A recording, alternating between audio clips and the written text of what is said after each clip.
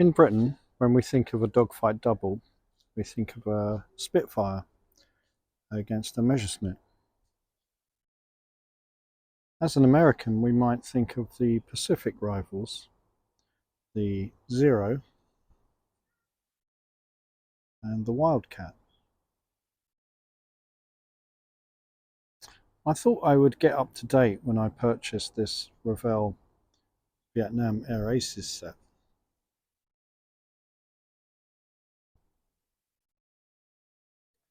I soon realised that the Vietnam War ended in 1975, which is now 50 years ago. And this set dates from 1987. And both these aircraft represent two completely different styles of fighting an air war.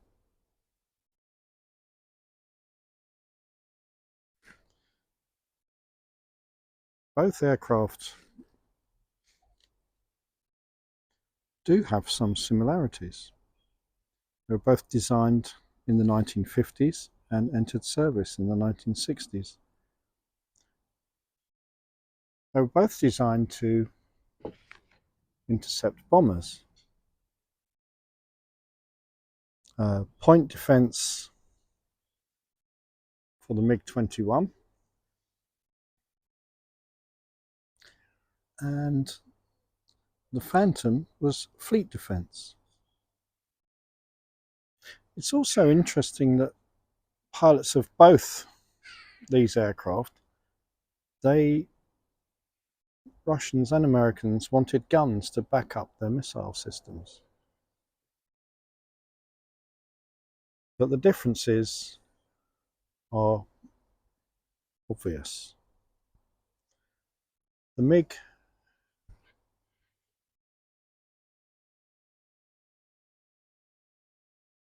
is a single seat, single engine, lightweight, and it is armed with only 2 missiles.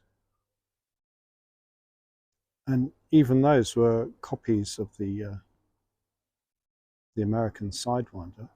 So when you're building both kits, you really have to make sure everything's separate.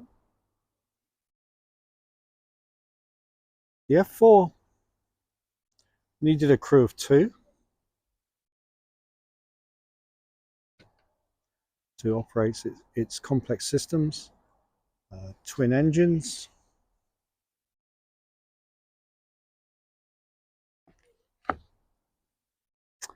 and it was also armed, if I just show you underneath,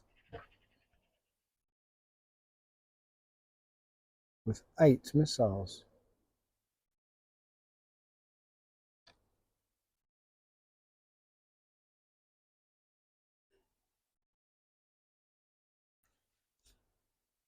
Interestingly, the MiG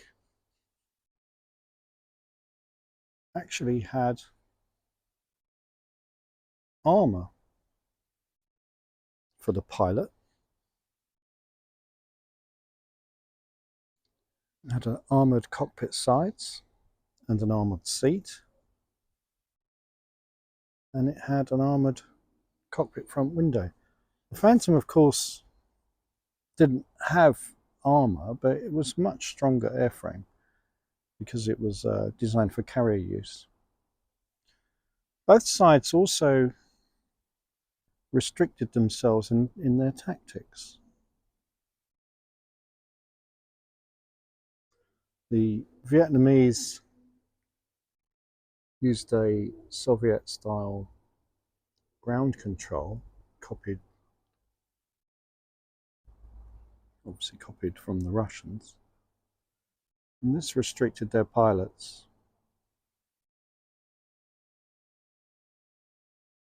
The Americans also had much better radar systems, and they had beyond visual range capabilities,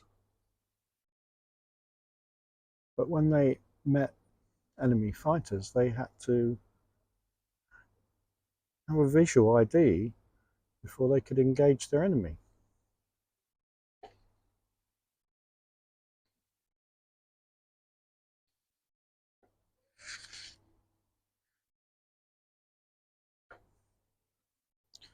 So although the MiG-21 was on the victorious side in the Vietnam War, the Phantom did show its superiority during the Middle East wars.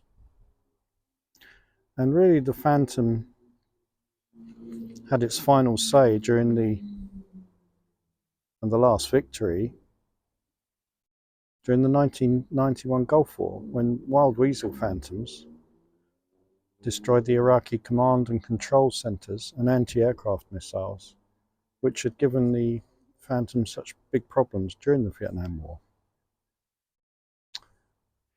So this set does date from 1987. I think both the models are a lot older.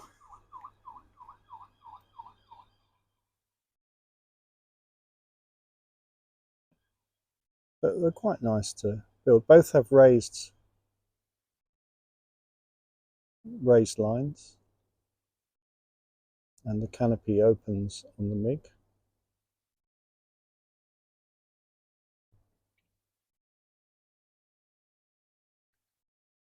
So I just went with what you might call Thunderbird style weathering, where you place a piece of card along the line and then just along the panel line, and then just blow back in the direction of airflow. And this sort of gives you a quick shadow effect. I went for a sort of bluish colour on the MiG because I kind of like the colour of the MiG on the box art itself.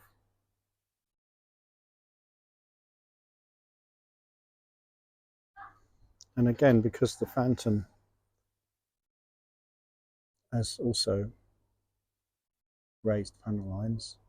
I used to work for a company called Space Models, and before my time they built a lot of the Thunderbird models, and if you look closely at them, this style of airbrushing is what some of the old boys used to use to give them that weathered look. So I thought I'd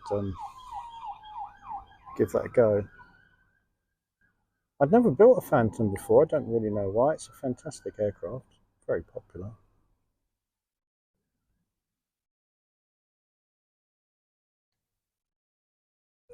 I should treat myself to perhaps some more up-to-date kits. But I enjoy building the vintage kits, and I think they look quite nice. So I hope you enjoyed seeing this set. These great Cold War rivals. Really appreciate you watching.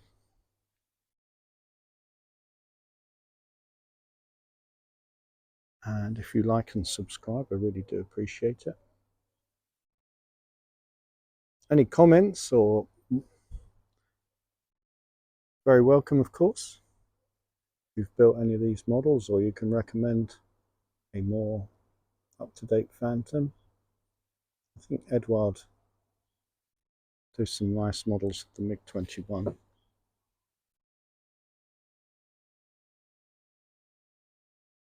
But yeah, it would be nice to build a more up-to-date model of the Phantom. Anyway, thank you very much for watching, and of course any suggestions for other dogfight doubles always welcome.